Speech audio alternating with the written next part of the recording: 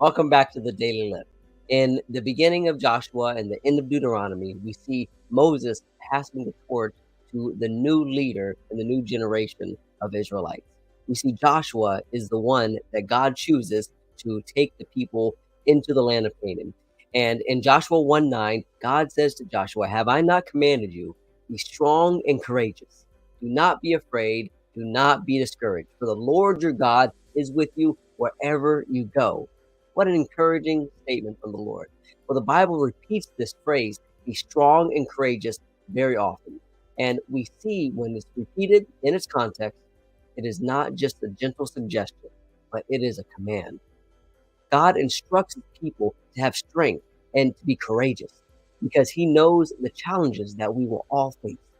But it isn't about just being self reliant, it's about trusting that God is with us and that we will be guided and supported by him through all of our trials. And the word strong in the Hebrew means to grow firm, to strengthen, or to prevail. And in the Greek, this term signifies power and might. And this isn't just about physical strength, but it's about the inner resolve to stand firm. We make a determination and we continue on that path. Courageous comes from the Hebrew word that suggests boldness and determination. And in the New Testament, it means to take heart or to be brave. And so Joshua was called to lead the Israelites into the promised land. It was a daunting task that required both physical and spiritual courage. But God didn't just ask Joshua to be courageous on his own. He reassured him with the promise of his presence. And in Joshua 1:9, we see a combination of this command and the comfort of God's promises. He says, "Do not be afraid.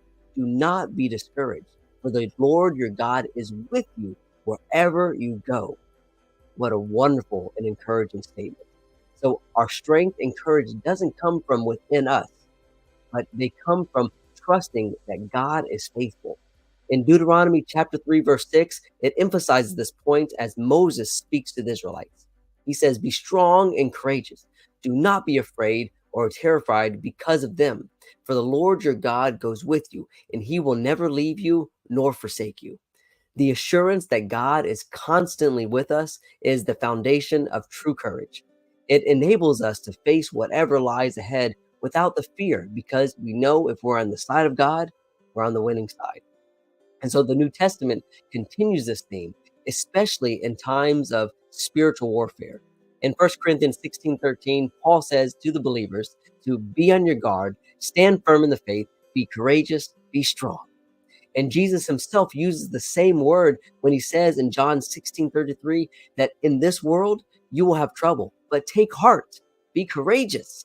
I have overcome the world. And so courage is not about the absence of fear, but it's about choosing to move forward despite of the fear because Christ has already secured the victory. And so here's something interesting, that the word encouragement contains courage within it. And so when we encourage someone, we're actually giving them courage, something to strengthen their hearts. Hebrews 10:24 reminds us to spur on one another toward love and good works, exhorting one another. And this word exhorting means the same as encouragement. So our words and our actions can lift up others and it infuses them with the boldness they need to press on. So how do we apply this? Well, first off, we need to remember that God calls us to be strong and courageous, not because we have all the answers, but because he is with us.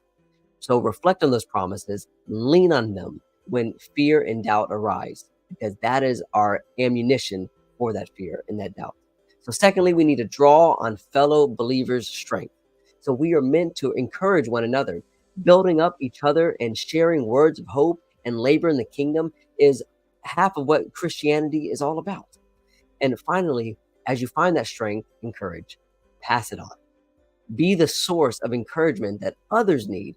Help them find the courage to keep going because we all will face our own challenges and we can draw on God's strength to stand firm in the faith and press forward with boldness, knowing that we're never walking alone. So I want to encourage you to remember that being strong and courageous is a command, not a suggestion.